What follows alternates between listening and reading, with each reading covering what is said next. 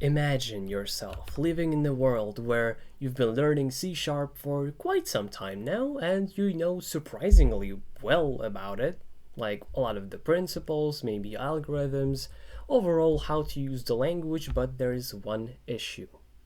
It's not fucking useful at all. Like, you can't see anything you can make with C Sharp actually do stuff for you, which is the best thing about programming, the fact that you can make your own solutions to stuff, not just pull requesting to random projects that are somehow useful or already made so you know where to just change the code to make the project better. That is one thing, but it's another to build your own thing that does specifically your thing. So today I'm gonna show how to make C Sharp useful, essentially. I will teach you how to make your own uh, terminal program. And the usual tutorial you've probably saw multiple times, but in this video, how is it going to be different from those ones? Is first of all, we are not going to be using Visual Studio.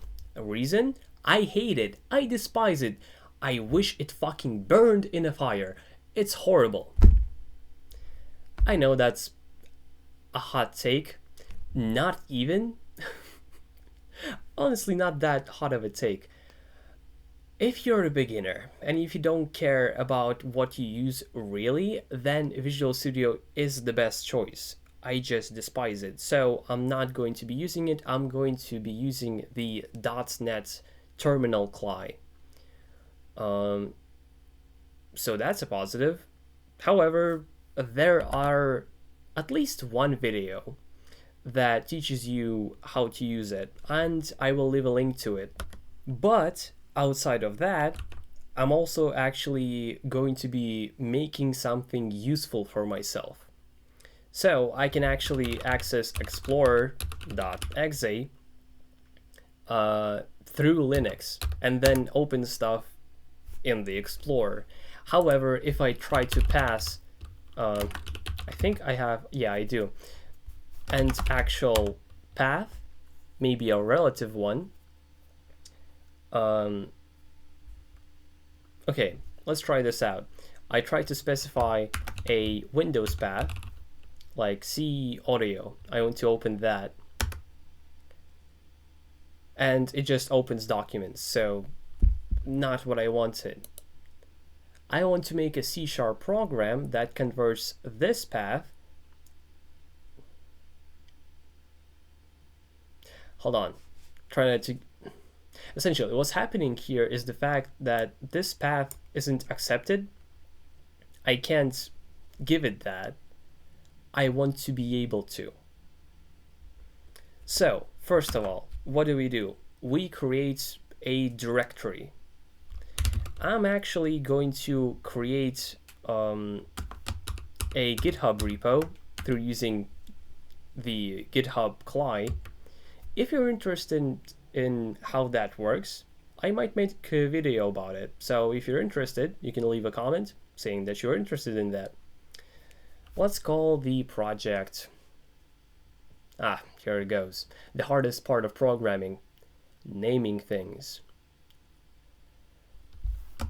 Path converter. That sounds good, I guess. Okay. Boom. We created it. And now in CSproj, we have path converter. Let's go there. Path converter.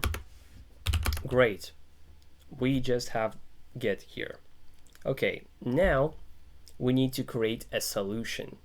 A solution is essentially a file of .NET, of C# that holds all of your files together, but most specifically all of your projects together.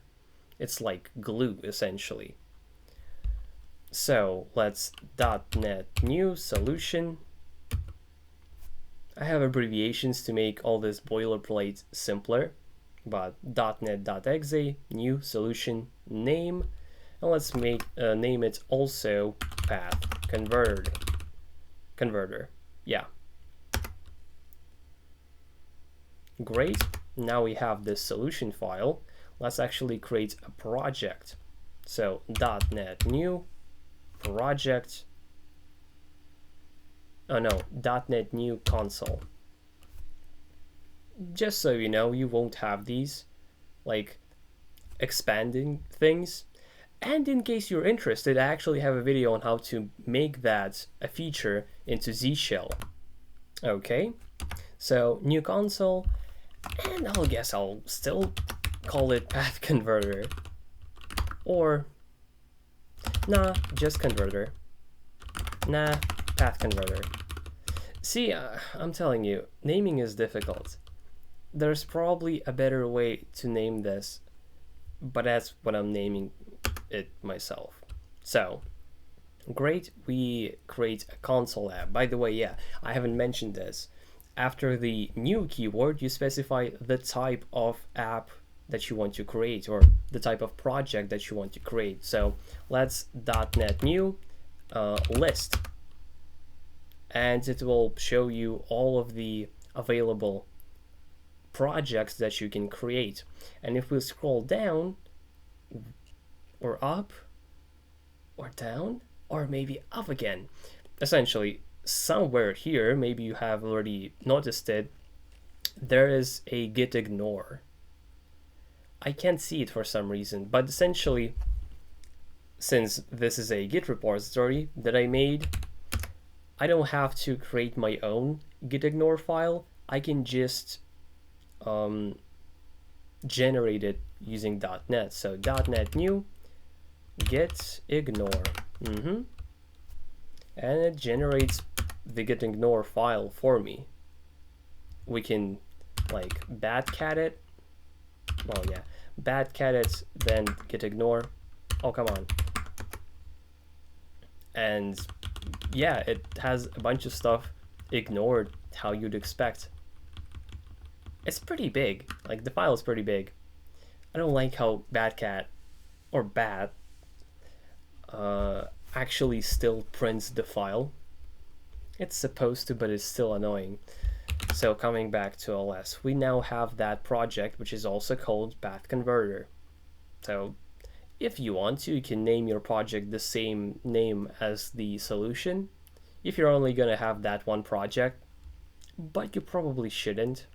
So it's not really a good practice that I'm doing here.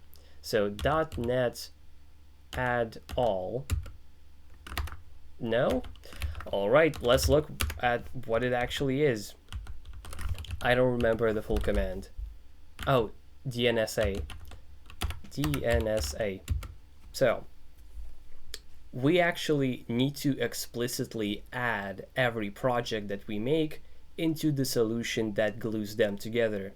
So this command, .NET solution, find a solution in this folder, so this solution file, and then add this project. But that's not actually what I'm doing here. I'm doing this .csproj. You can save this command and do it anytime you add another project, because that just ends up, oh, I guess I straight up lied. Right, let's redo this. I forgot another asterisk. This command will add all the projects in this current directory to the solution also in this current directory. So very useful command. Great. Now we created the solution, created a console project, and added it to the solution. Let's get, GCR. It's my command to create the first commit and push it onto origin.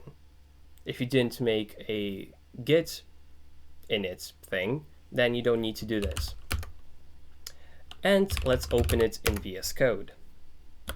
VS Code will ask you blah blah blah. Say yes, because you definitely need that. This is very important for you to have a lot of functionality of the C# extension. Right, C# extension. let's search for it. C# is going to be the first one.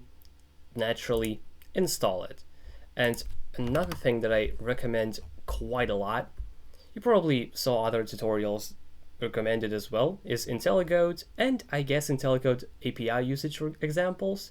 I think that comes installed by itself, but what you're interested in is IntelliCode. Essentially, I think it uses AI to suggest code for you. For example, you create an instance of the class, say class classy, and then when you go to name the variable that you're actually getting, it will suggest classy but lowercase. A lot of useful stuff like that, so pretty important, I think. Let's go to program and convert it to program main, because that's what I'm used to. I have no idea how the linear C# thing works. One thing that I do, but I don't think you need to, is actually specifying the namespace of your project. Converter. Boom. I don't think you need to do this, but I do nevertheless. Args. This is the meat and potatoes of this whole thing. You've seen this long ass line many times already, probably. Private means it can't be accessed by anything else. Static means you don't need to create an object of the program class to use this method.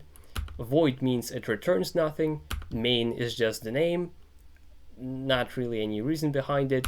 String and then brackets means that args is a parameter which is an array of strings. Here you go, I explained it all. It's really not as scary as it sounds at first.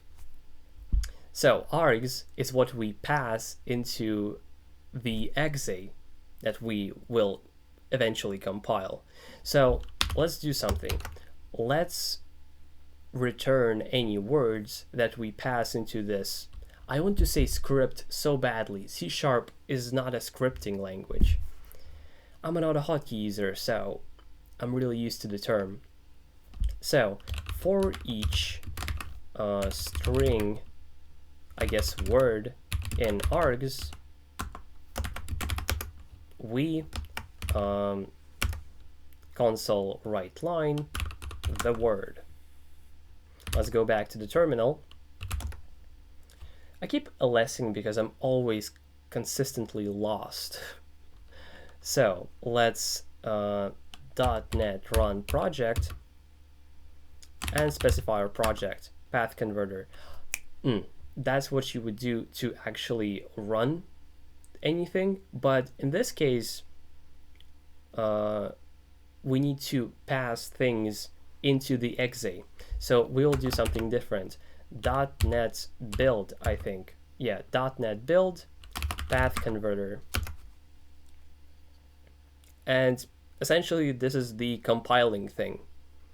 After it's done, we'll be able to access the exe that we got. And you can just take it and move it anywhere you want, by the way. Like, you're done, essentially. You don't need this whole, honestly, annoying as hell structure. You can take the exe and put it anywhere you want. So, already beautiful. Let's go to, path converter, and then I think bin, debug, net, boom, path converter, exe. This is the path that you're going to see. So the name of the project, then bin, debug, then the folder of the .NET that you're using, and then path converter.exe. The DLL is also there if you need the DLL. I have no idea how to use them, but if you do, here you go. And let's specify I am a faggot. I can say that because I am bisexual. But now the terminal has said it, and it's going to be cancelled for sure, because I'm not sure if it's bisexual either. Okay, So here we have a working program. We specified 4 words to it. So args is a string, or it's an array of strings. So the first string in the array, or the 0th, then the 1th, the 2th, the 3rd. We did a for loop, which console write lines each word.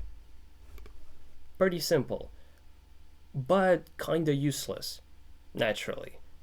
You always see this thing in tutorials where people show off how to do something, but you see the code and what it does, and you're like, how is that useful? Literally, how is that useful? Well, this isn't, but we'll get to actually doing the thing that I wanted to do in the first place. So let's start writing the code. First of all, args needs to be a single thing. We're gonna be only passing one thing. So if args length, so the length of the args array is bigger than 1, then we console write line too long, didn't read it, and return. Since here we have void, meaning it returns nothing, we can return nothing. Yeah, see, no errors, meaning that's something that you can do. What I just did there is a guard clause, essentially an if check, which does something if true, and then returns. So we don't have to write our entire code inside of this if statement. Like, if args length equals 1, then the entire code. We don't need to do it like that. Great. So now we know that args is just one thing. In this case, what do I want to do? So path is, this. Oh, forgot. I've been using HK for way too much. I forgot types. String path is args, the 0th element. Perfect. Now we have the path. We need to change 2 things. First of all, let's go to the paths. What's my use case, essentially? Maybe I use something like find and get the file that I'm looking for. So it's going to be something like mnt, then c, and so on. I want to change mnt c into c : backslash. So let's do that. Path replace. That's what we want. Replace this with, just to make sure, we'll also do it like that, and that is the path. What? Unnecessary? Sure. Why is this wrong? Main calls replace, but does not. Oh, we don't use it yet. We will, don't worry. And what is this character here doing? You might know F strings from Python. Essentially, in C# and in Python, the backslash is a way to escape special characters. But if you specify the @ symbol before a string, it means it's being taken literally.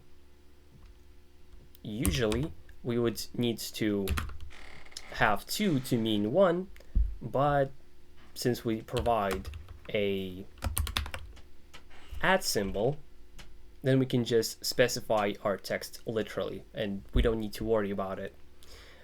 And by the way, the reason why we don't need to assign this to a variable is because strings in C# and overall are actually arrays of characters, meaning they're stored on the heap. Well, that doesn't really matter. They are by reference, so if we change something to something, it changes in the memory of the variable. We don't need to return it. It's already changed within. Doesn't really matter though. So let's replace another thing, which now will be the forward slash, and change it into a backward slash. That should be everything that I want. I usually write tests now, but I won't, because video.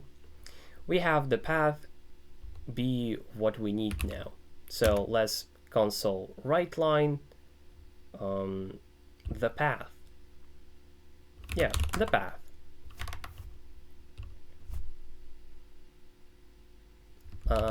I do not understand why. Main calls replace but does not use the new string instance that the method returns. Pass the instance as an argument to another method.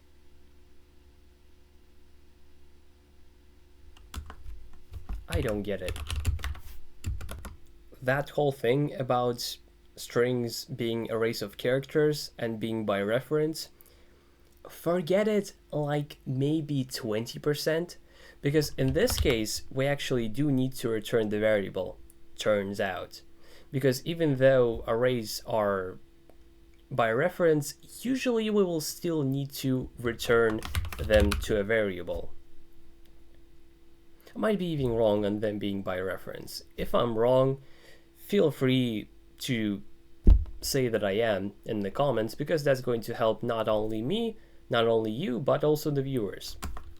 So this should in theory do exactly what I want. So let's .NET build once again.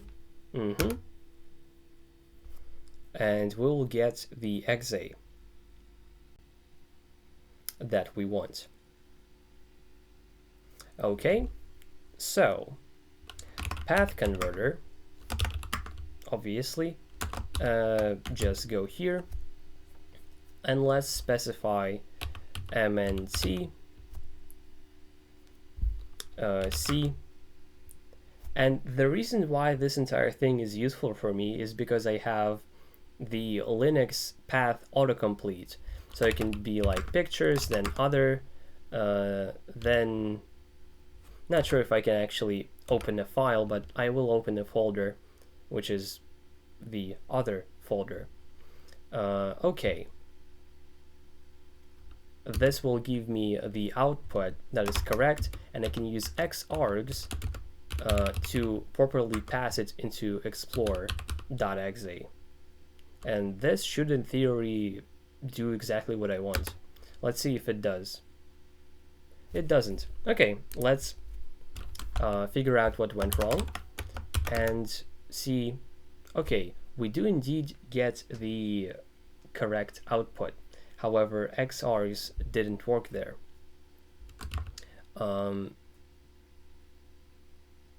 That's interesting. Okay, let's try just piping it to explore.exe. That didn't work again.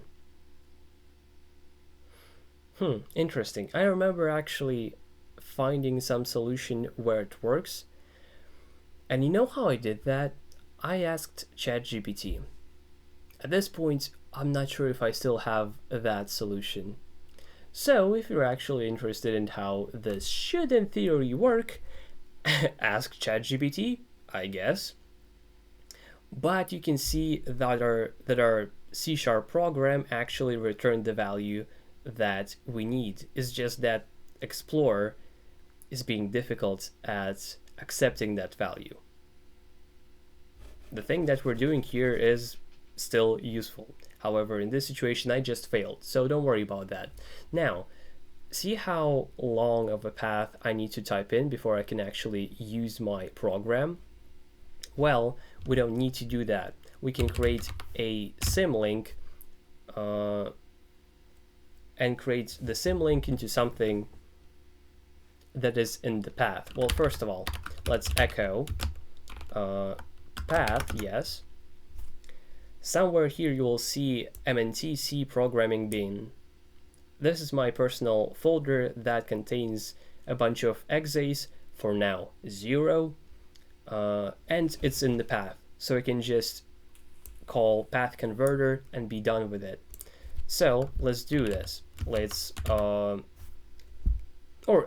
I mean, you could just move the exe from this path into a folder that is in the path, but in this case, if I create a symlink, then no matter how many times I change the initial code that we just wrote here, the exit I'm calling will also change. That's why I'm creating a symlink. So from here, we go path converter, bin, debug, this path converter dot exe, and we move it to mntc programming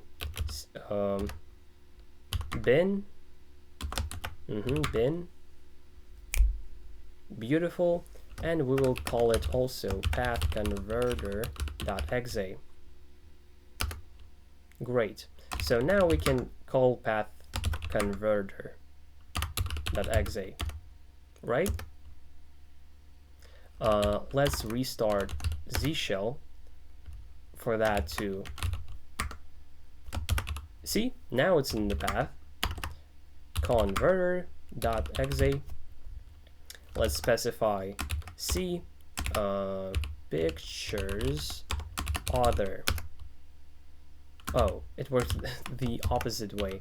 So mnt C pictures other, and I can use the autocomplete of Linux, Z shell specifically, of my shell. Let's be as specific as possible. And now, wow. I am not sure why that's the case. That's insane. Let's actually go to 2 levels up to see what's in bin. It's a failed symlink for some reason. Interesting. I actually remember this working at one point. Well, I'm not sure why it does. If you're interested in more series of failures, which are actually still useful, be fair, leave a like, type a comment, maybe have a question or a suggestion. I'm sure you do. Definitely subscribe so you don't miss my shitty content. Still enjoyable. But most importantly, stay fresh, cheese bags. I'll see you in my next video. Bye bye!